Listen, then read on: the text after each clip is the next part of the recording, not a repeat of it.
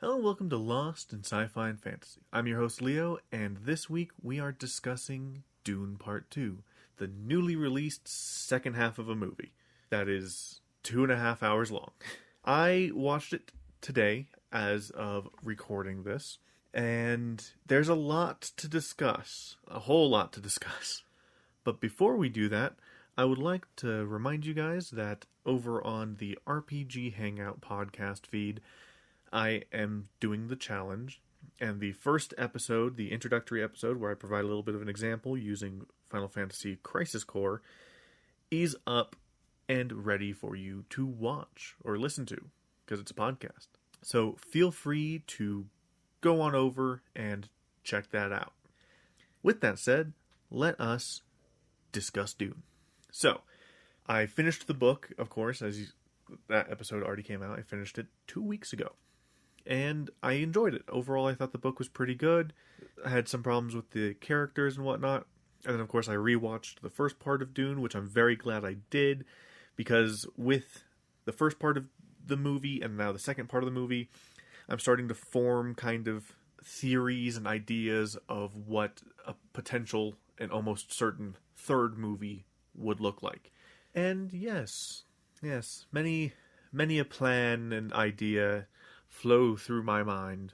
And it also means that at some point I am going to have to read Dune Messiah and talk about it, probably around the time in probably 3 years' time when Dune Messiah comes out. But that's for future me to worry about.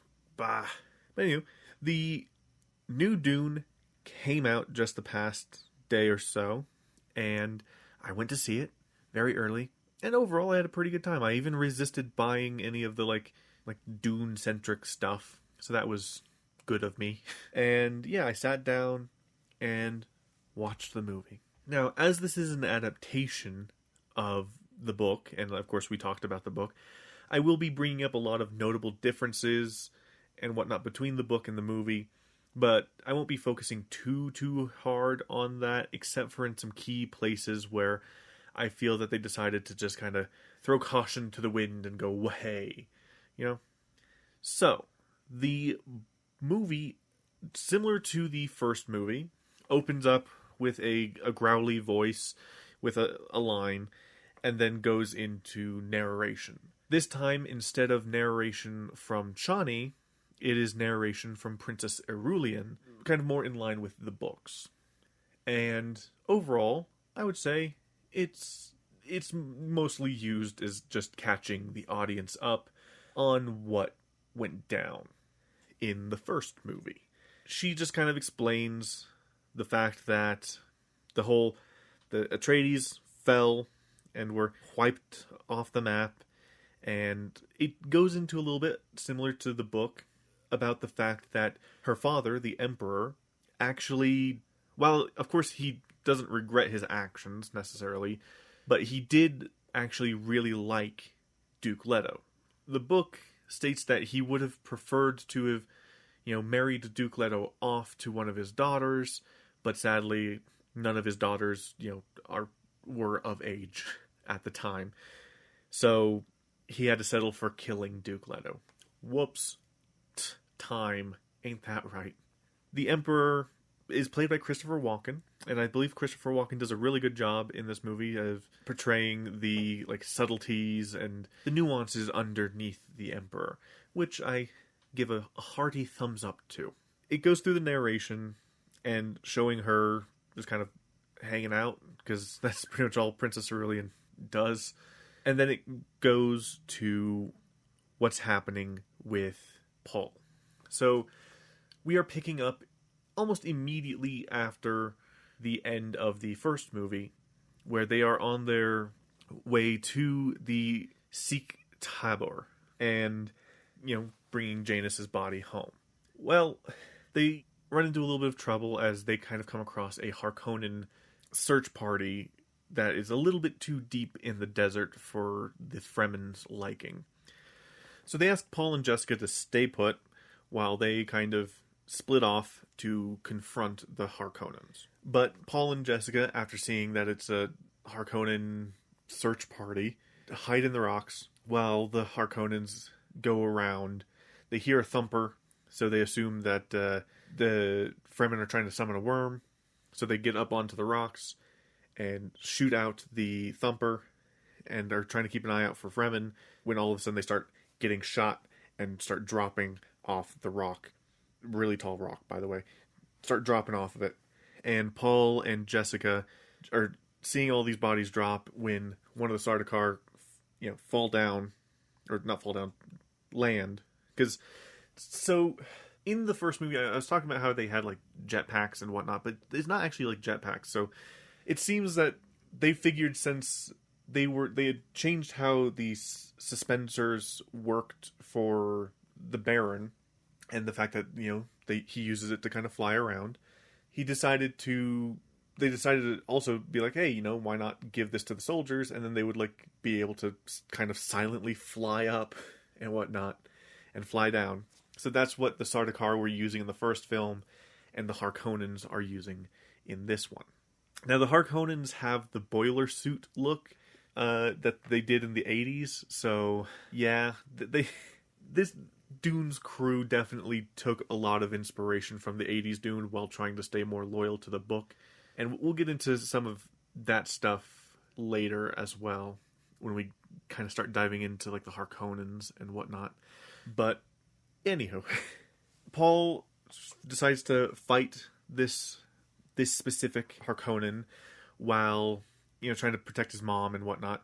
He's able to successfully take down that Harkonnen, but, another one seems to be sneaking up behind him, and his mom kills that one with a rock, and chides him about keeping his back to open space, which is, I think, supposed to be like Gurney Halleck chiding him about keeping his back to, like, a doorway.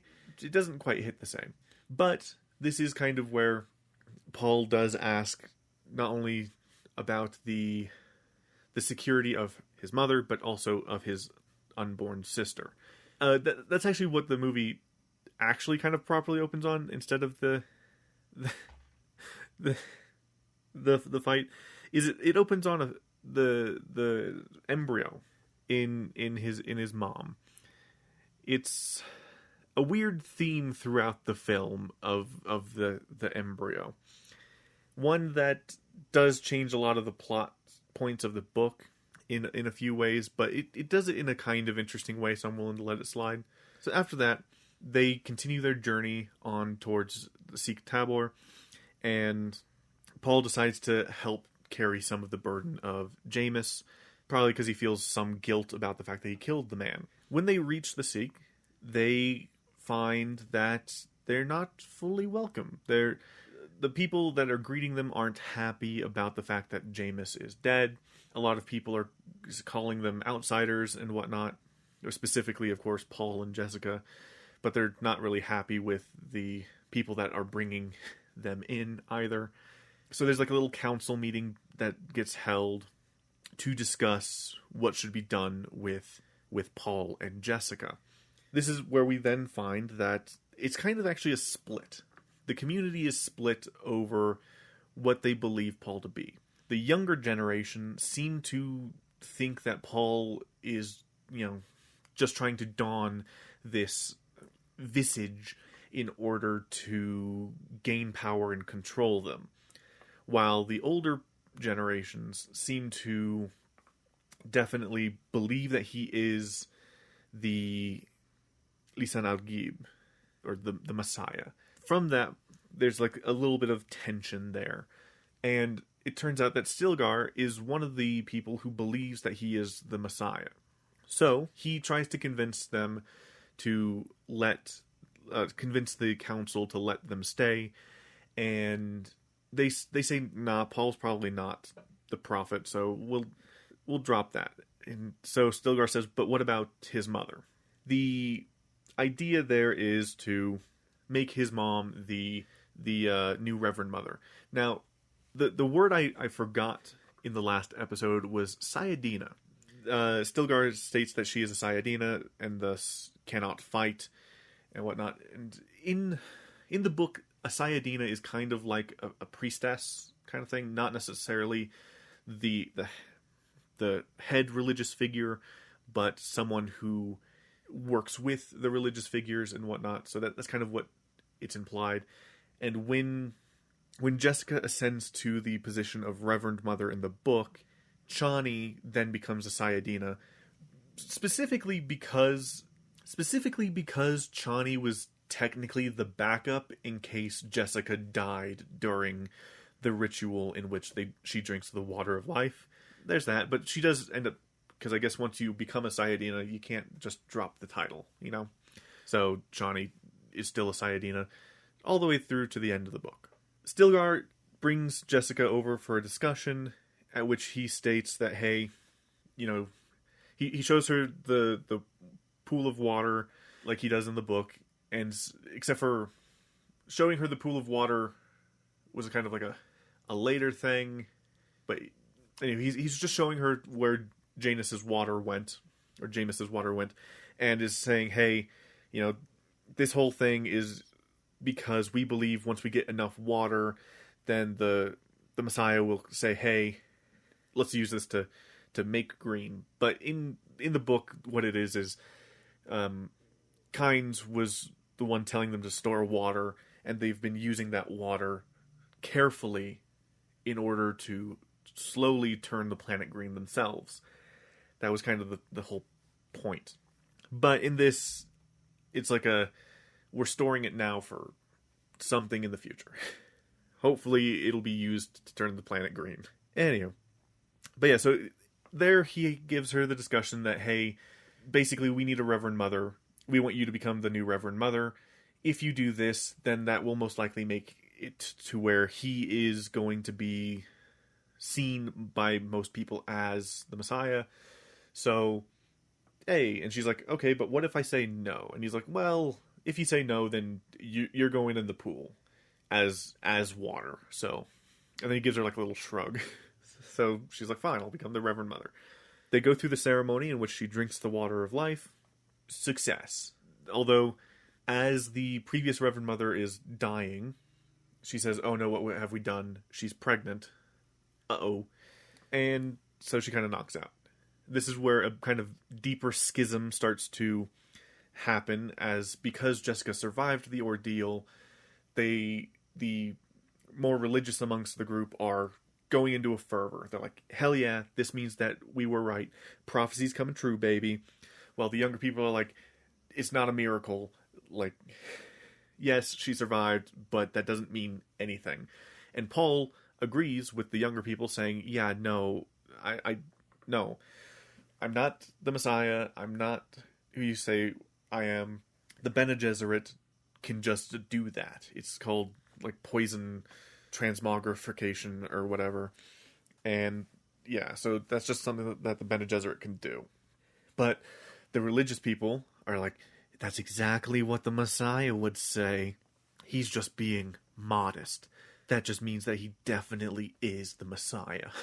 But with this, he's like, hey, I don't want to lead you guys or anything like that. I just want to fight with you guys and learn your ways and everything. And so he set off on his first task. He must walk across a basin and back. That's it. And Chani, who, you know, she seems a bit interested, decides to tag along with him in secret and help him out, because he's a bit of a goofball.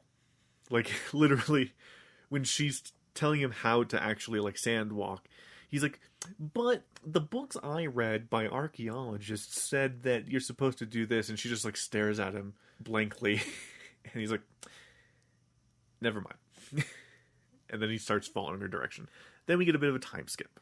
This time skip is, I don't know, a few months. It's to where now Jessica's showing more in her pregnancy and whatnot, and Paul has been making progress in his training, and he's gotten closer to Chani and everything.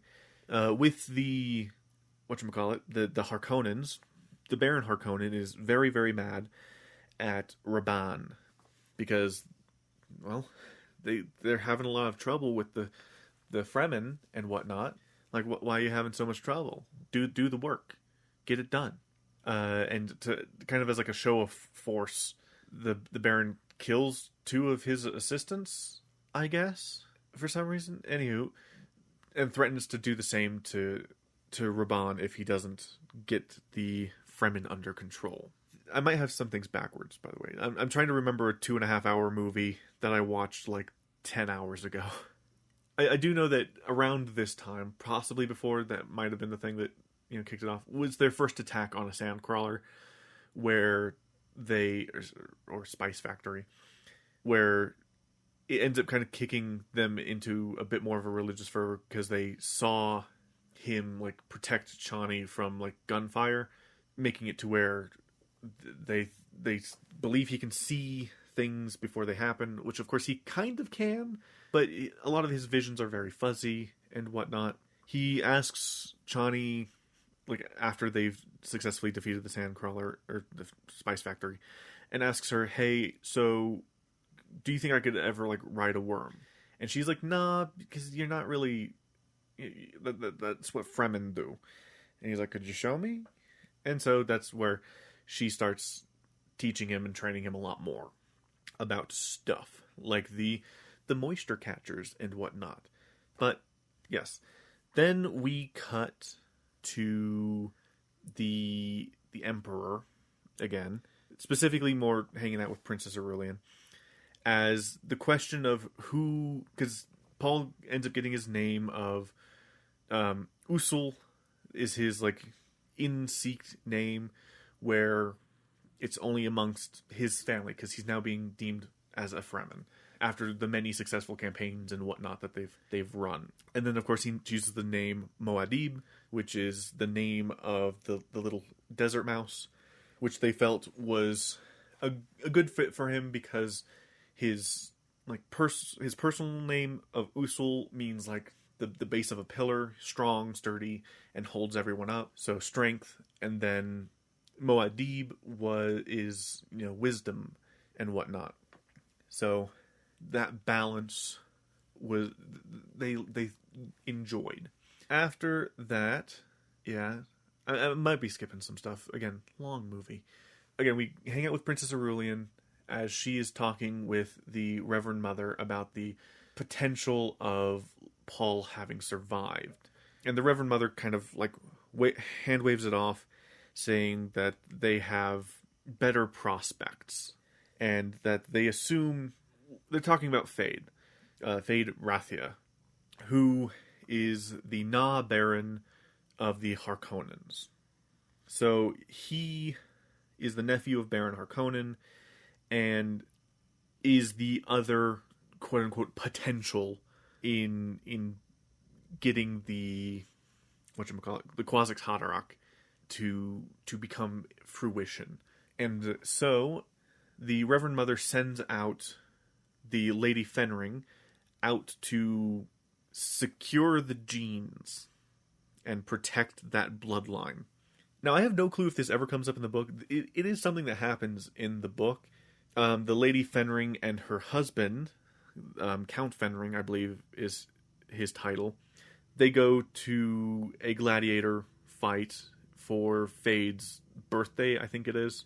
At least in the movie, it's for his birthday. In the book, they go there for this gladiator fight, and it's partially for the Count to kind of relay the message of the Emperor, and for Lady Fenring to try and bed Fade. Because, yeah, it is a plot point in the book. It's just kind of sadder in the book because her husband, the Count, is a genetic eunuch, is I believe what they call him. So, yeah, and she's part of the Bene Gesserit, and she was ordered to secure that bloodline. So, that's what she did. In the movie, she's just alone, presumably sans like no husband in this version of the universe. So, but they do go for the gladiator fight for the birthday. Her and the other Bene Gesserit are there to observe the prospect and see him fight. Now, something that's kind of fun about Getty Prime is, according to them, is under a black sun, I guess, which makes everything, like, in the daylight of the planet to be black and white, which I found to be a very cool and interesting effect. Pretty much for, like, a good 10 to 15 minutes of the movie, it's pretty much in black and white, and that's pretty fun. So, the gladiator fight. It plays out pretty similarly to the book, except for while Fade has the two blades, the significance of the blades is nowhere to be found, really. Isn't really used. So, fair enough. But yeah, he has one white blade and one black blade. The whole point of that is that one of the blades is supposed to be poisoned, and his whole thing is that he wants people not to know which way the poison's going to come from. So instead of following tradition, where I think it's supposed to be like the white blade is poisoned, he made sure that the black one was poisoned. So that when the person he was going up against died by poison, people would then know, hey, that's why. Yeah. Although I think it might not have worked out like that, but anyhow. They also changed a big detail about this. So, one, there's 2 additional gladiators that he fights, but this is just kind of a fast way to demonstrate the fact that 2 of them were drugged, but the one isn't. Because traditionally, when they are fighting in the gladiator ring, especially against a Nah Baron, they're drugged as to give the Nah Baron a foot up. But this one isn't. And the big thing that they changed is that it's the Baron's plan this time.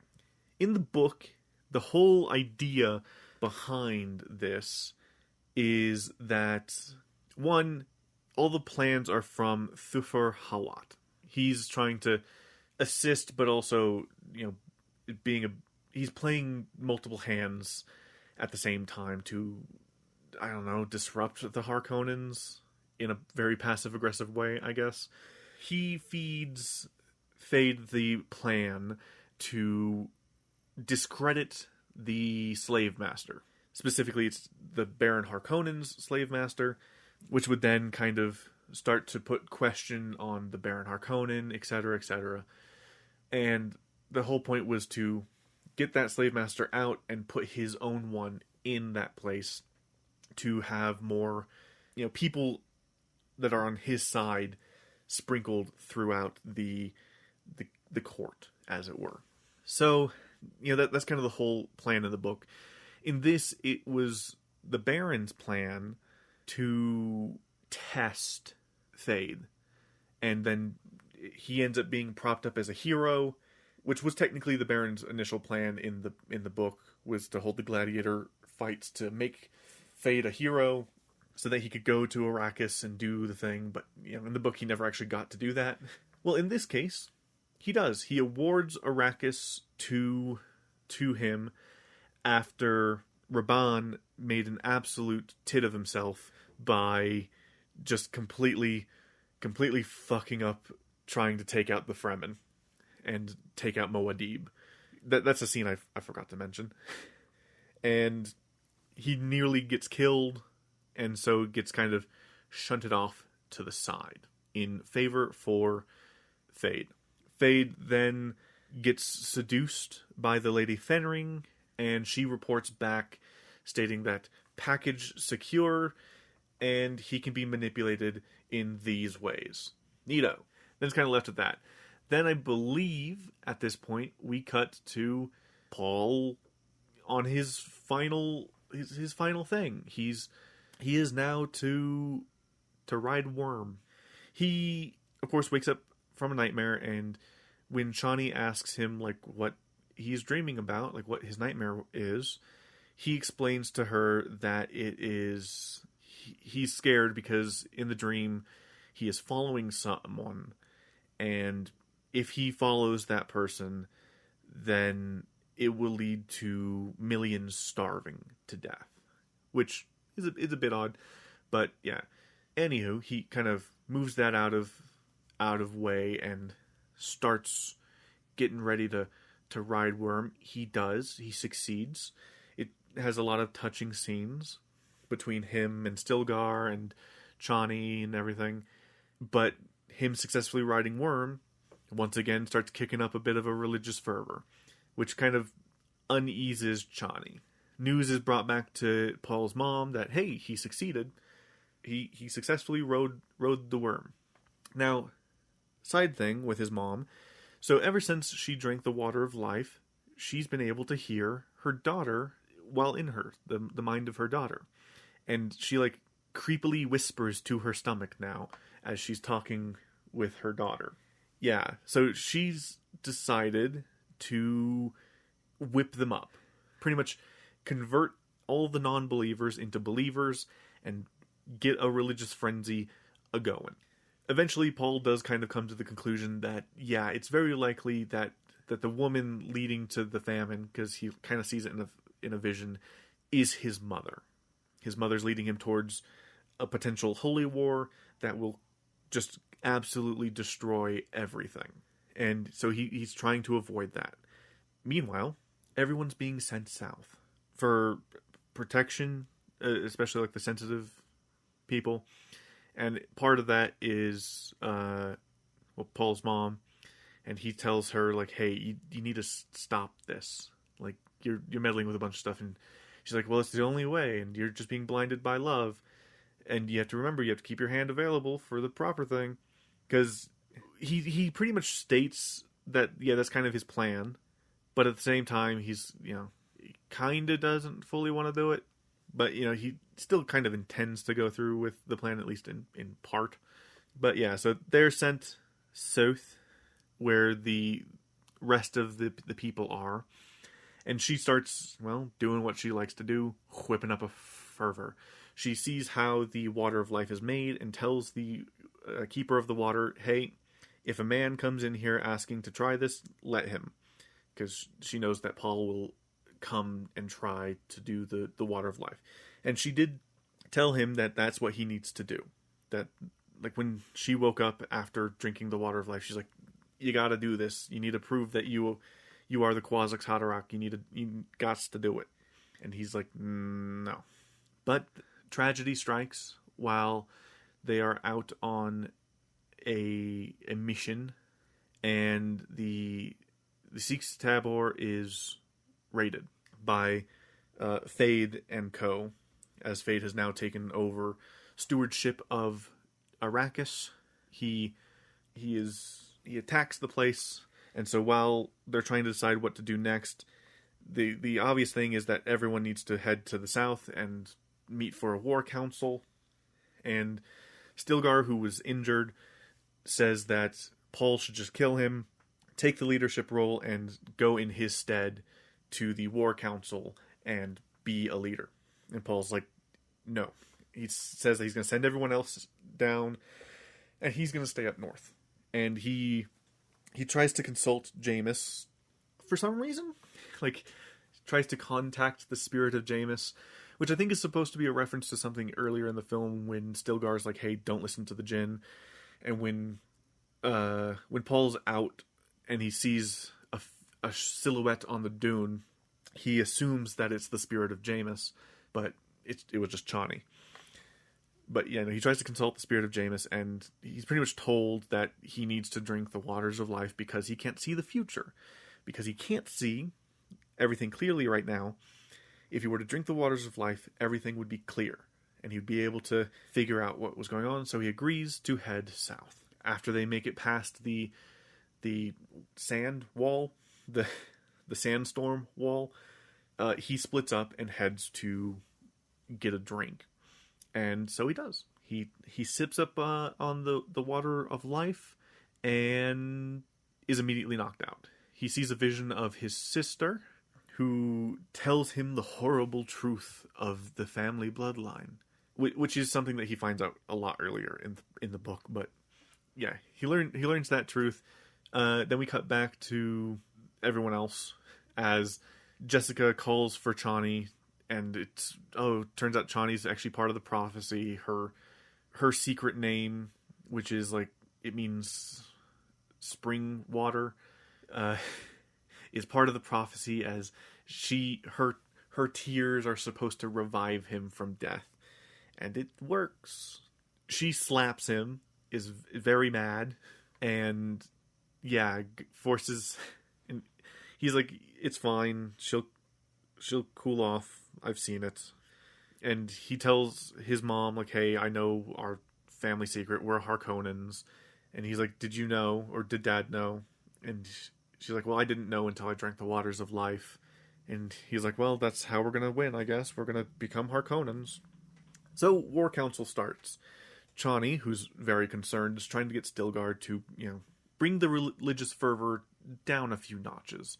But he can't talk during this, ceremony and whatnot, so she gets kind of pushed off to the back. She starts yelling, but gets pulled down by Gurney Halleck, which I've kind of skipped over that scene, because I can't fully remember exactly where it's placed. But it's very similar to how it happens in the book, where Gurney's now working with smugglers, and he's helping them run a spice factory when the spice factory is attacked by Paul and company. Paul recognized his footsteps, so gets them to call off the attack.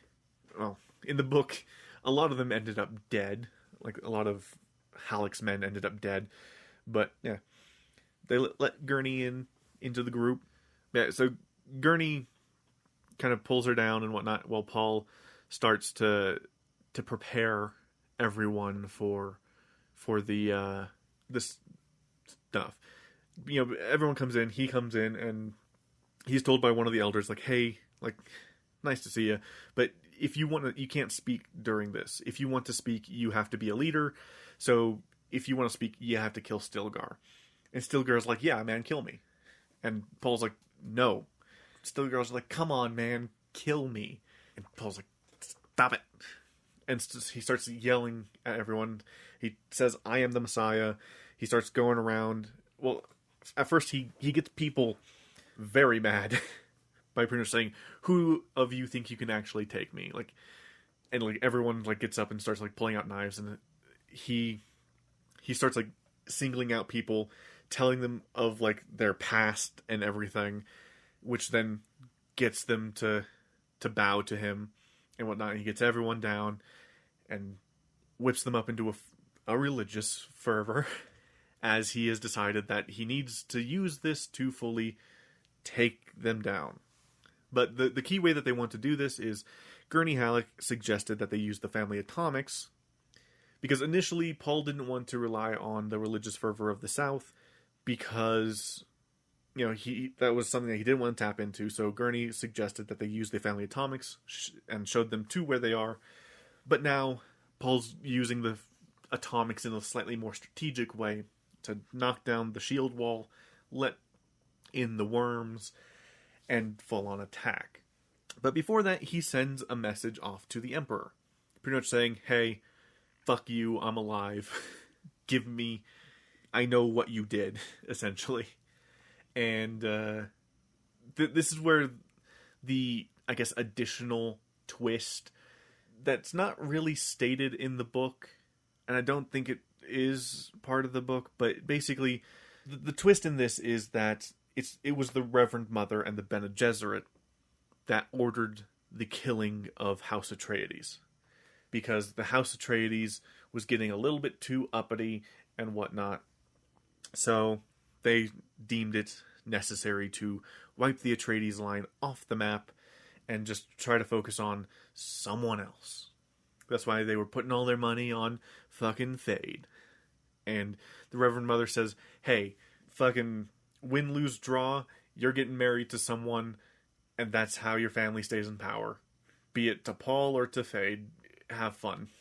And she's like, well, I guess, whatever. So, the Emperor rushes off to Arrakis. It's also where the slight twist of the Fremen name for Arrakis, the old Fremen name for Arrakis, is given when he's whipping everyone into a religious fervor. It's Dune, according to the movie. That's probably the thing I was like, really? That's what you're going with? Okay, sure. One of the big-ish twists of the book is that the Fremen aren't, they've been there maybe the longest, but they're not actually, native to Arrakis, of course. They pretty much lived a similar lifestyle everywhere, and yes, the legend of, Paul and his mom were seeded by the Bene Gesserit forever ago, which is a thing that, well, they've been they talk about a lot in the movies. But yeah, so it was a thing seeded in them long ago when they weren't even necessarily on Arrakis. But hey, they're here now. But yeah, so Chani is mad, of course, but she's still going to fight because she's there to fight for her people, not for Paul, because she's extremely pissed about everything, because she pretty much told him that she would love him as long as he didn't change, and then he kind of did, kind of forcing her to become part of the prophecy and everything when she didn't want to. Like, she doesn't like her secret name because it is part of a prophecy and she doesn't believe in that bullshit. And he kind of forced her to be part of the prophecy. And so, yeah. And in the book, I believe, yeah, that it's either that is actually like supposed to be her like secret name, or in the book she doesn't actually have one. And that's just his nickname for her is Desert Spring. Because he calls her that, like, he calls her My Desert Spring. So, I don't know. But, yeah. It's wartime, baby. They have a 3-point attack. Bomb the wall. Worms come in from the west. Chani from the east. Paul and the religious people from the south from the north. Everyone goes into this little thing where the Emperor has landed. Storm coming in. Everything is going according to plan. And it does. So the Emperor, meanwhile, while they're setting up for attack, is confronting the Baron Harkonnen about the fact that, hey, who do you think the Moadib is?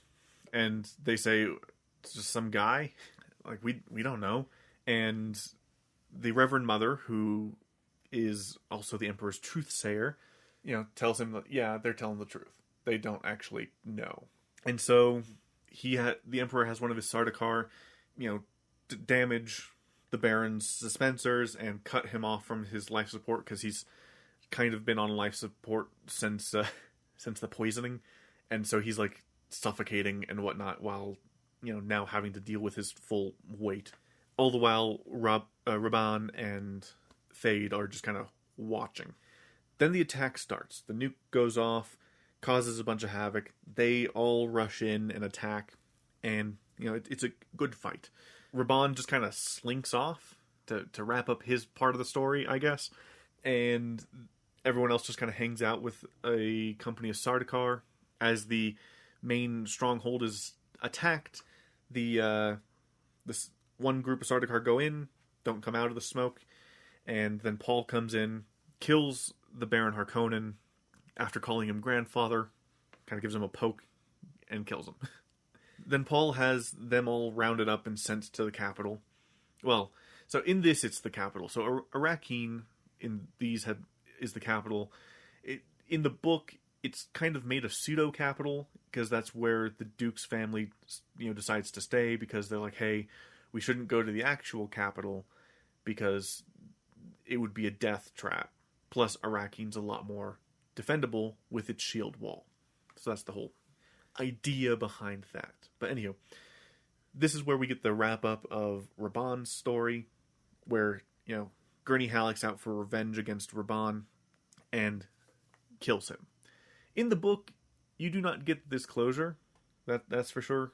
As it's part of like what really pisses Gurney off at the end of the book, because Rabban just kind of dies out in the battle, and so Gurney's super mad that he couldn't get revenge on specifically Rabban. So he's like, I want to fight any Harkonnen, and sees Thade, and it's like, don't dirty your hands with him. Let me kill him.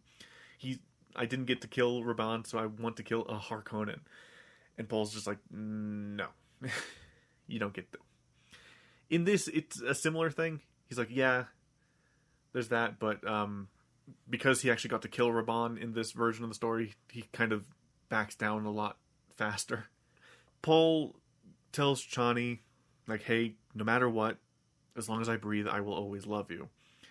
And then the Princess Aurelian and company come in, Paul's like, hey, give me her and we'll settle it. And the Emperor's like, the reason your dad, I had to kill your dad was because he was weak and whatnot. So Paul's like, fine, either arm up or send out a champion. And Fade's like, I'll do it. So takes the Emperor's sword and they get to fighting. Paul gets stabbed twice. Something that's kind of fun about the scene is that there was like no music during the actual fight. It's just them fighting. Because it's like the big climactic fight and whatnot. So it's super serious.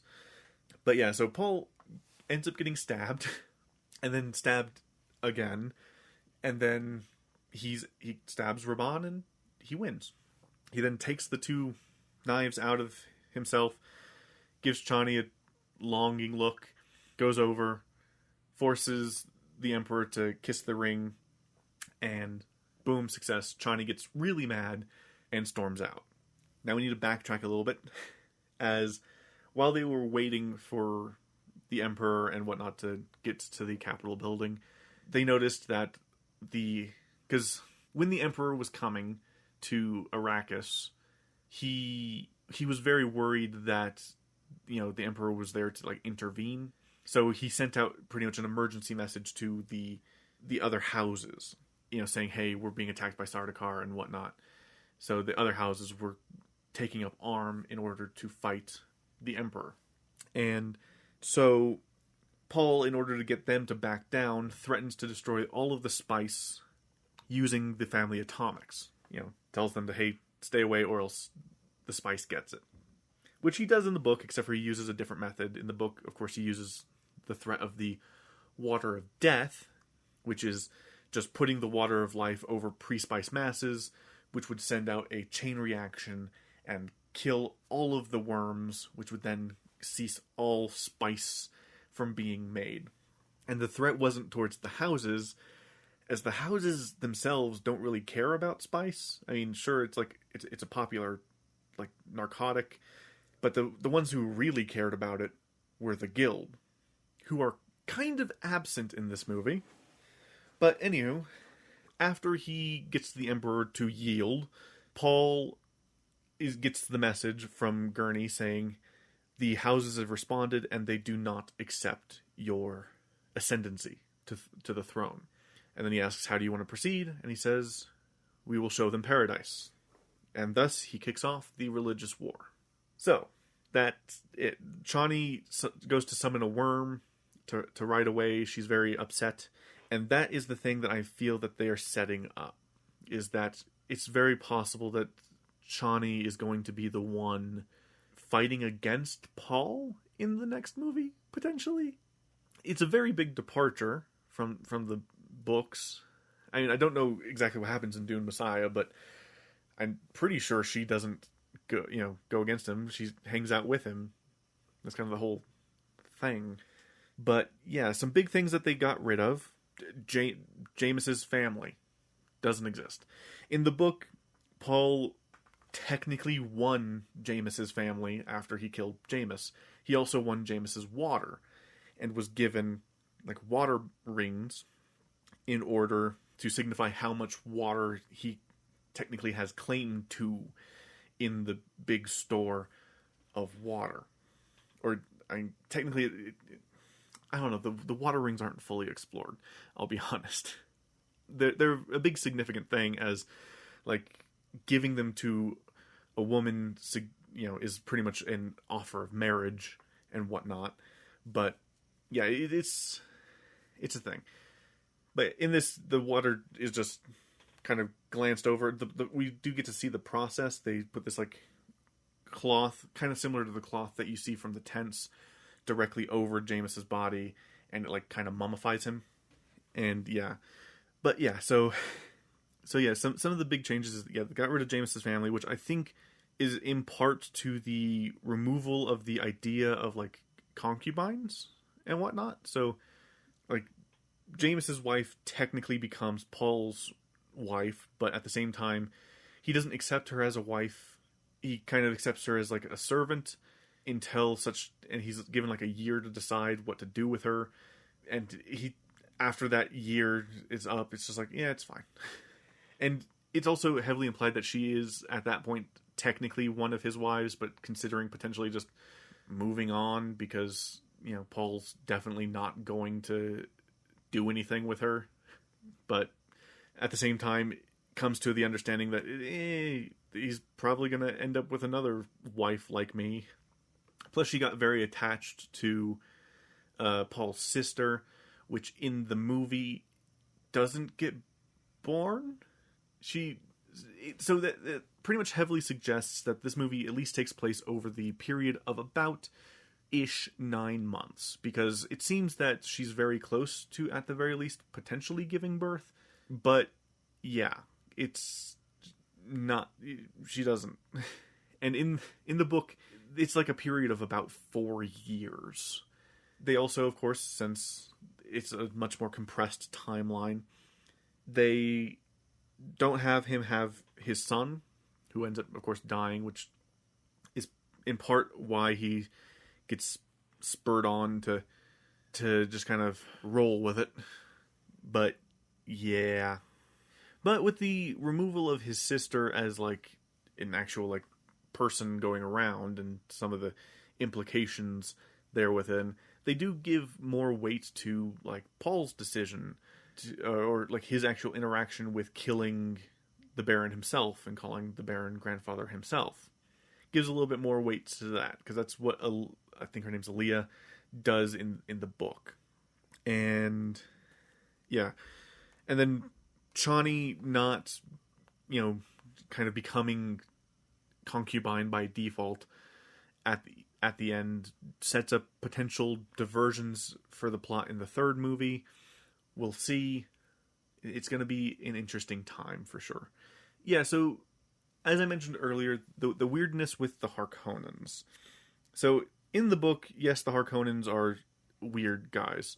But in this, like in the 80s movie, they were made even weirder with like weird like medical procedures having been done, heart plugs and whatnot to manipulate people and whatnot. And yeah, luckily this movie doesn't go that far, but the random killing of 2 servants is a bit odd, but it's heavily implied that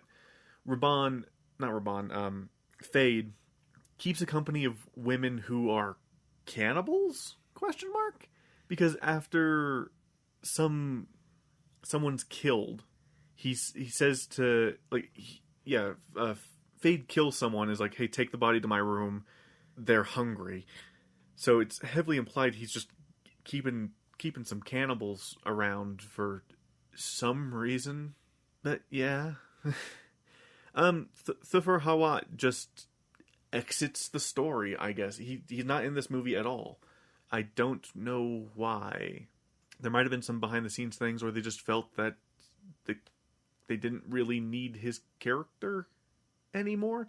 He played a decent part in the first movie until he like disappeared after like the what, like right before the main attack. He just disappears as a character. So I guess we can just assume he died in the attack on House Atreides. That's the best I can say about that. But yeah, I think overall it was a pretty good movie. Pretty good adaptation with some interesting ways to go. It's confirmed that Denis Villeneuve, he wants to do a third movie. And he's almost certainly going to get said third movie. And there's also like a spin-off TV series that's coming. So we'll see how that goes. But I look forward to it. I'm curious to see where things are going to go. And I'll eventually read the sequel books in preparation for that. But in the meantime, that's that. Overall, I highly recommend it. Definitely, they kind of got you by the neck when they made it a part 2. Definitely go in, empty bladder, or else you're going to be walking out near the climax to go to the bathroom. I was getting close. Like, I drank a full large soda and everything, and you're getting close by the end there. But luckily, it ended. There's no post-credits or anything, and yeah. I look forward to seeing what happens. But with that, we've done Dune. Did Dune do good? I think so. I do recommend the book, and the movies are pretty good interpretations of the book, with a lot of the fluff relatively cut out. Careful if you decide to watch these back to back, because again, they're each creeping on 3 hours, and it's rough. But with that said, let's talk about the challenge that's going on. So, as I said at the beginning of the episode, the first proper challenge episode is available on RPG Hangout. Feel free to check that out. I discuss Final Fantasy VII Crisis Core. Now, that game does not get included in the final total. It's just kind of an example thing about like what I'm looking at and whatnot. And it just kind of is another broad re-going over the rules and some inspirations and whatnot. And yeah, so feel free to check that out over on the RPG Hangout podcast feed, wherever you get podcasts. Next week, what are we talking about next week? It's a live-action version of a series we've already done. It's live-action Avatar. Now, again, I'm still going to give it the benefit of the doubt, but I have heard not good things. And we will discuss that next week.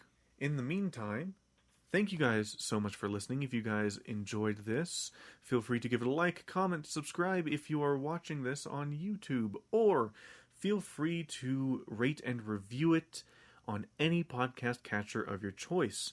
And with that said, thank you guys once again for listening. I will talk to you guys next week. Goodbye.